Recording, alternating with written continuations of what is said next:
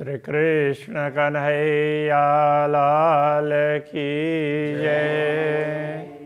श्री निजानंद स्वामी की जय।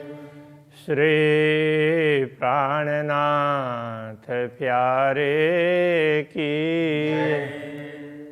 ताथे रस तो सब एक है, तामे अनेक रंग। कलंगी दुग दुगी ठोर अपने, करत माहो माहे जंग। करत माहो माहे जंग। श्री कृष्ण कन्हैया लाल की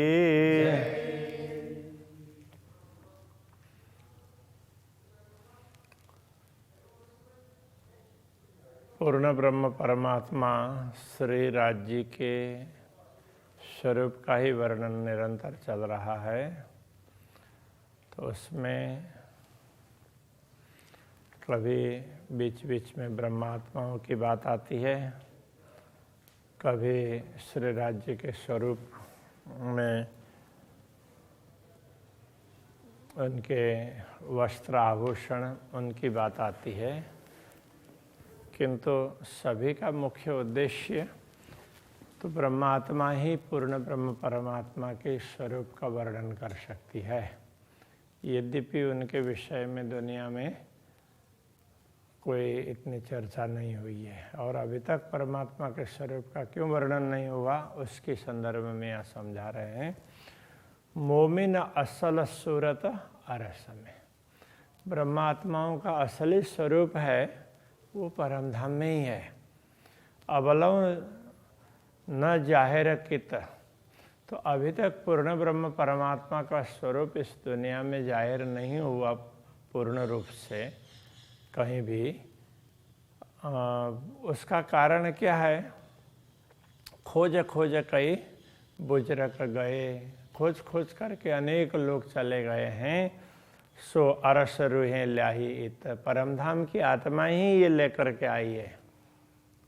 तो परमधाम की आत्मा भी ये अवलव न जाहिर कित, इसका अर्थ ये भी उसमें कर सकते हैं। परमधाम की आत्माएं ब्रह्मा आत्माएं परमधाम में ही हैं, उनका मूल स्वरूप परमधाम में अभी तक दुनिया में वो प्रकट नहीं हुई थी।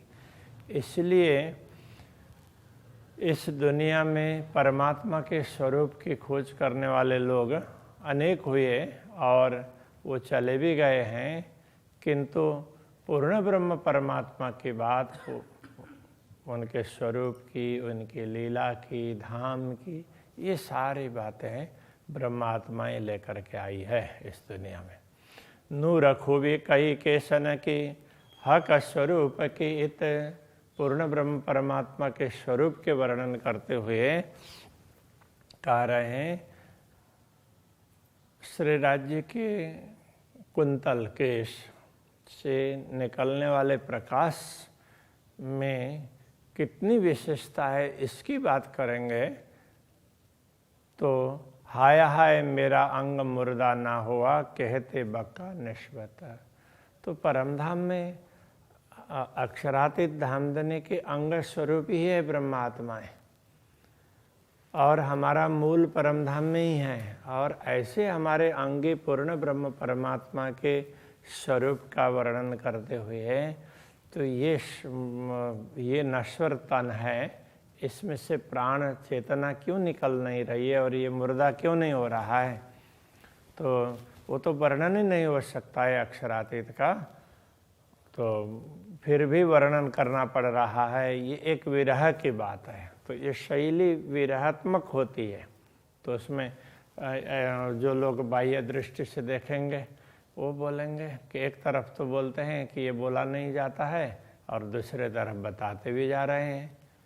तो तर्क वितर्क करना हो तो कहीं भी कर सकते हैं, किंतु कहना ये चाह रहे हैं कि ये इस शरीर के बलबूते की बात नहीं है, क्योंकि इस शरीर के माध्यम से बताने का प्रयत्न तो अनेक लोगों ने किया है। अभी जो हो रहा है पूर्ण ब्रह्म परमात्मा का आदेश ये काम कर रहा है, तो इस नश्वर शरीर के द्वारा भी इसी आदेश ने ये सब कहलाया है। और ये आदेश ब्रह्मात्माओं के ऊपर आया है और ब्रह्मात्माओं के द्वारा ये सब हो रहा है। ये बात समझाना चाह रहे हैं। इस रहस्य को समझेंगे तो ये सारी चौपाइयों में जो बार बार विरह की बात कर रहे हैं तो वो सब समझ में आ जाएगी। नख शिखलों वर्णन किया और गाया लड़ाए लड़ाए। नख से शिखा पर्यंत पूर्ण स्वरूप का वर्णन किया और बार बार लड़ा लड़ा करके का तात्पर्य तो एक बार नहीं, दो बार नहीं, तीन बार नहीं, तो कई ये सारे मिला करके तो विचार करेंगे ना, तो सागर और श्रृंगार ग्रंथ में 7 बार वर्णन किया है। तो इसलिए वो कहते हैं जेति परिक्रमा निज धाम की 7 स्वरूप श्रीराज। तो अब वहाँ लोगों ने उसका अर्थ दूसरे प्रकार से कर दिया। सो सारे परनामिने वास्ते मोमिन के काज। तो ऐसा ये चौपाई। अब ये क्या किस प्रसंग में है कि ब्रह्मवाणी का अवतरण किस प्रकार हो रहा है उसकी बात कर रहे हैं। तो जेति परिक्रमा निज धाम की, जैसे रास यहाँ उतरा, प्रकाश यहाँ उतरा, कलश यहाँ षट्ऋतु कलश, इस तरह से सनंद यहाँ उतरा, ये यहाँ उतरा। तो पन्ना में क्या क्या किन किन ग्रंथों का अवतरण हुआ? तो परमधाम की परिक्रमा, जेति परिक्रमा निज धाम की 7 स्वरूप श्रीराज कहने से ये सागर और श्रृंगार, जिसमें दोनों में मिला करके देखते हैं तो 7 बार वर्णन किया है। इसलिए ये कह रहे हैं ये सब पन्ना में, ये वाणी पन्ना में उतरी है, तो ये ब्रह्मात्माओं के लिए ही उतरी है, ऐसा कह रहे हैं। अब उसका किसी ने ये कह दिया कि परमधाम के में परिक्रमा करते हैं वो या पन्ना में करेंगे तो सब कुछ हो जाएगा, तो फिर तो परमधाम की आवश्यकता ही नहीं पड़ी ना। तो वो ठीक है कि पन्ना बहुत बड़ा तीर्थ है तो उसके महत्व के लिए उसकी बात कोई कर दें, लेकिन परमधाम के साथ में परमधाम की बराबरी दुनिया की कोई भी वस्तु नहीं कर सकती है। तो दुनिया में दुनिया के हिसाब से कौन कौन किस प्रकार से श्रेष्ठ है वो चर्चा होती है। तो ये बार बार कह रहे हैं, कहने का तात्पर्य लड़ा लड़ा करके गाया, तो इस प्रकार से बार बार कहा है, तो ये समझना चाहिए। मोमिन चाहिए विरह सुनते तवै अरवा उड़ जाए। तो ब्रह्मात्माओं को तो अक्षरातीत धनी का विरह सुनते ही उनकी आत्मा तो तुरंत चली जानी चाहिए, तो फिर ये बार बार वर्णन क्यों हुआ? तो ये सब अक्षरातीत धाम धनी का आदेश करवा रहा है, ये समझना चाहिए। जो परात्म पहुँचे नहीं सो क्यों पहुँचे हक अंग को। जब दुनिया के शब्द ब्रह्मात्माओं का असली स्वरूप जिसको परात्मा कहते हैं परमधाम में है,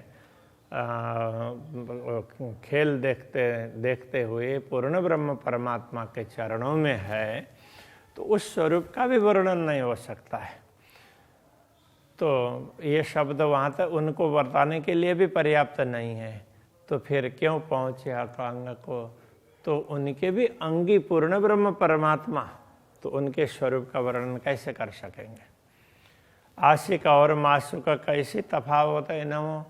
तो अब ब्रह्मात्माओं के स्वरूप का भी वर्णन नहीं हो सकता है, तो इसका कारण क्या है? तो कहते हैं कि ब्रह्मात्मा आशिक है और पूर्ण ब्रह्म परमात्मा मासुक हैं, और आशिक और मासुक दोनों एक ही अंग है, इसलिए उसमें उन दोनों में कोई अंतर नहीं है। जैसे पूर्ण ब्रह्म का वर्णन नहीं हो सकता, इसी प्रकार उनकी अंग स्वरूपा अनुरागिणी आत्माओं का भी वर्णन नहीं हो सकता, ये कह रहे हैं।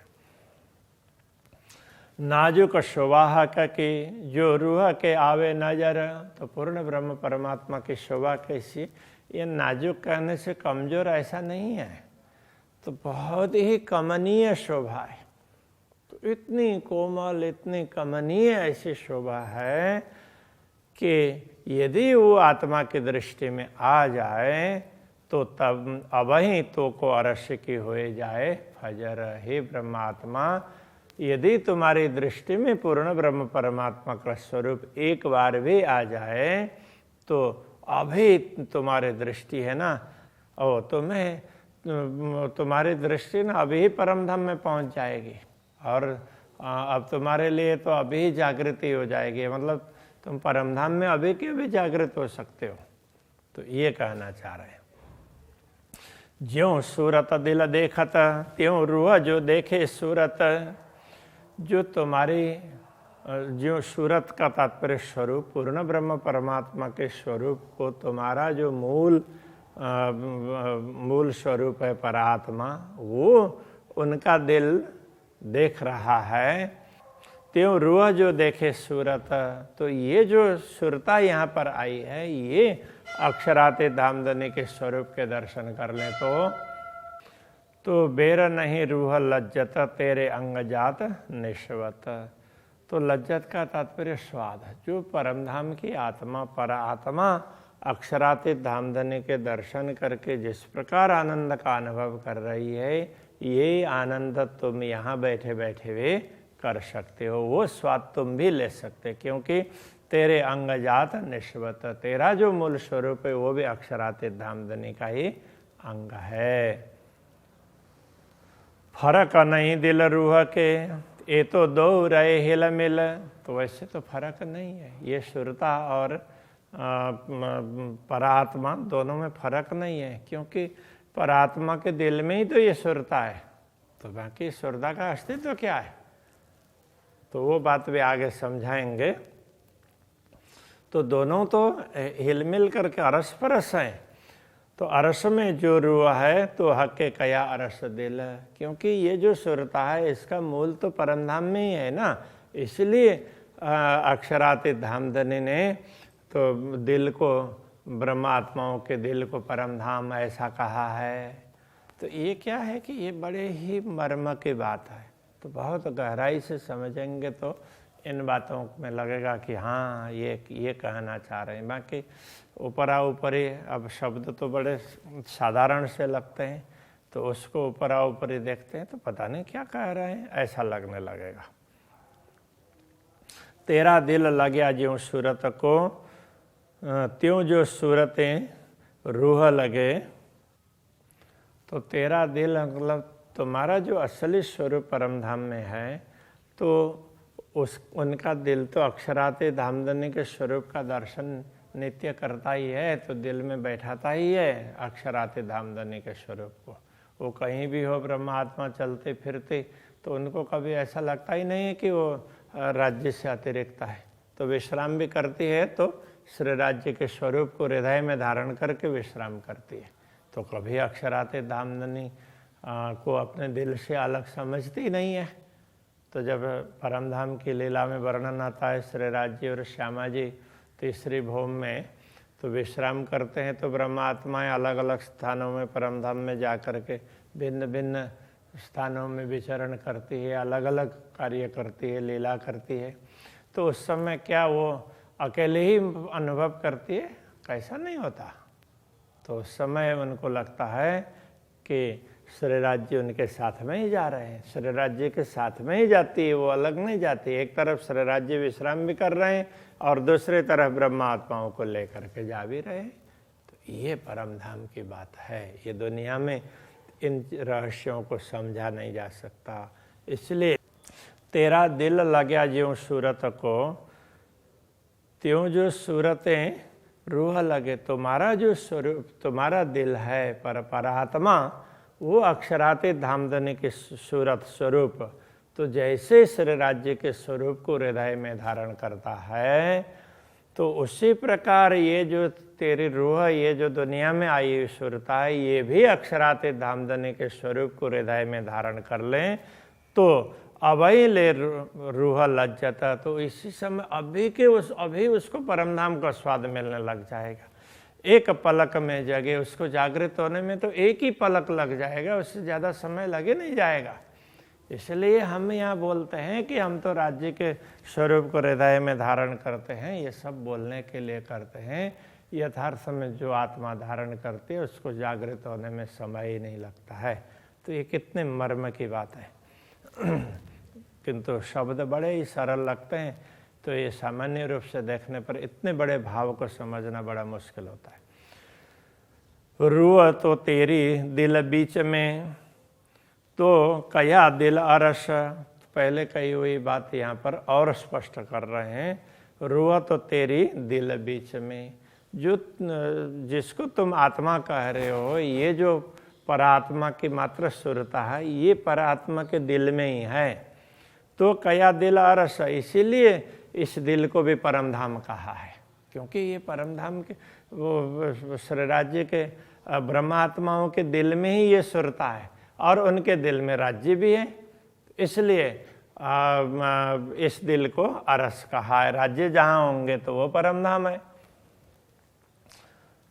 शहर अगर नजीक तो कहा, इसलिए कि प्राण नली से भी नजीक श्री राज्य है, पूर्ण ब्रह्म है। इसलिए कहा जो रूह दिला अरस परस, ये जो सुरता और परात्मा का हृदय है, दोनों कोई अंतर नहीं है। ये सुरता भी परात्मा के हृदय में ही है, इसलिए इस प्रकार की बात कही है। सूरत कहते हक के आगो रूह मोमिन, तो अक्षराते धामधनी के स्वरूप की बात यदि ब्रह्मात्माओं के सामने करते हैं तो हाय हाय रूह मुर्ग ना उड़िया। तो यहाँ मुर्गा कहने का मुर्गा नहीं है, ये पक्षी के लिए कह रहे हैं। ये आत्मा रूपी पक्षी इस शरीर को छोड़ करके उड़ क्यों नहीं जाता है, तो ये कह रहे हैं वर्णन करते अरसतन। तो परमधाम के स्वरूप का, परमधाम के अंग का वर्णन करते हुए कि ये आत्मा इस शरीर में क्यों टिक करके रह रही है। तो आगू अरवाह अरस के करे बातें हा कजुबान, परमधाम की आत्माओं के सामने अक्षरातीत धामधनी ने बातें की है। तो दुनिया दिखाने से पहले कई परिचर्चाएं की है। हाय हाय तन मेरा क्यों रया करते खिलवत बयान, तो उस खिलवत का, तो उस अंतरंग वार्ता का वर्णन करते हुए तो ये शरीर किस प्रकार से टिका हुआ है, ये तो टिक ही नहीं सकता है, क्योंकि ये तो आत्मा ही देख सकती है, शरीर से इसका कोई मतलब ही नहीं है, ये कहना चाह रहे हैं। रूहें रहे अरश दरगाह में, तो दरगाह नूर जमाल, जो दरगाह नूर जमाल, तो ब्रह्मात्माएं कहाँ रहती है, दिव्य परमधाम में। और वो परमधाम किसका है, अक्षरातीत धामधनी का। तो एक करते बयान खिलवत का हाय हाय रूह रही के नहाल, और ऐसे परमधाम की अंतरंग बातें करते हुए कि ये आत्मा किस प्रकार इस शरीर में रह रही है, टिकी हुई है। फेर फेर महबूब देखिए लगे मिठड़ा मुख माशुक, तो अब ये भी बता रहे हैं और फिर वर्णन भी कर रहे हैं। तो कहने का तात्पर्य क्या है कि यद्यपि इस शरीर से, शरीर के माध्यम से इन अंगों का उपयोग करके परमधाम का वर्णन नहीं हो सकता, किंतु ये सब अक्षरातीत के आदेश के द्वारा हो रहा है। ये इस शरीर के बलबूते की बात नहीं है, ये समझा रहे हैं। तो फिर महबूब देखिए, इसलिए बार बार अक्षरातीत धामधनी के स्वरूप का दर्शन कर लो। लगे मिठड़ा मुख माशुक, श्री राज्य के मुखारविंद की शोभा देखेंगे तो बड़ी ही मधुर शोभा दिखाई देती है। अंग गौर ज्योता अंबरलों, छवि देख दिल हो तन भूक भूक। अंग गौर ज्योत अंबरलों, तो उनका जो गौर मुखारविंद है तो उसकी ज्योति पूरे आकाश में छाई हुई है। ऐसी सुंदर छवि को देख करके ये दिल टुकड़ा टुकड़ा क्यों नहीं हो रहा है। रूप रंग अंग छवि शलु की, कहे वस्त्र भूषण, उनका स्वरूप है, उनका अंग है, उनकी छवि है, इतनी सुंदर है कि उसी प्रकार उनके वस्त्र और आभूषण भी सुंदर कहे। ये कहते अरवा ना उड़ी, ये कहते हुए ये आत्मा शरीर से निकल नहीं गई है। हाय हाय कैसी हुज्जत मोमिन।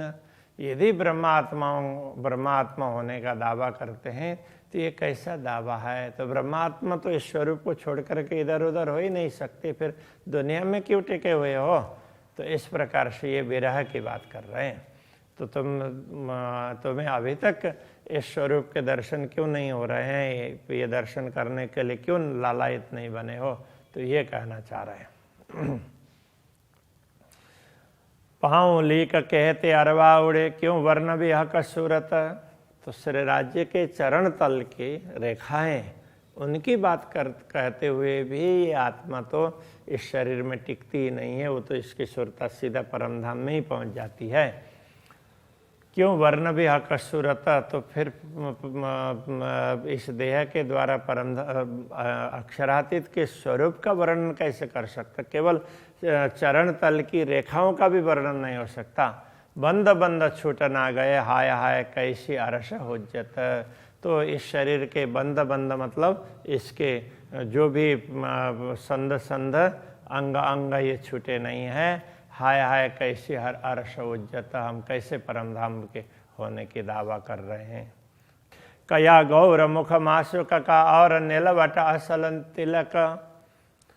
तो श्री राज्य का मुखारविंद फिर भी गौर वर्ण का है, इस प्रकार से हमें कहना पड़ रहा है। और नीलवट और असल तिलक, और उनके ललाट प्रदेश में असली तिलक है।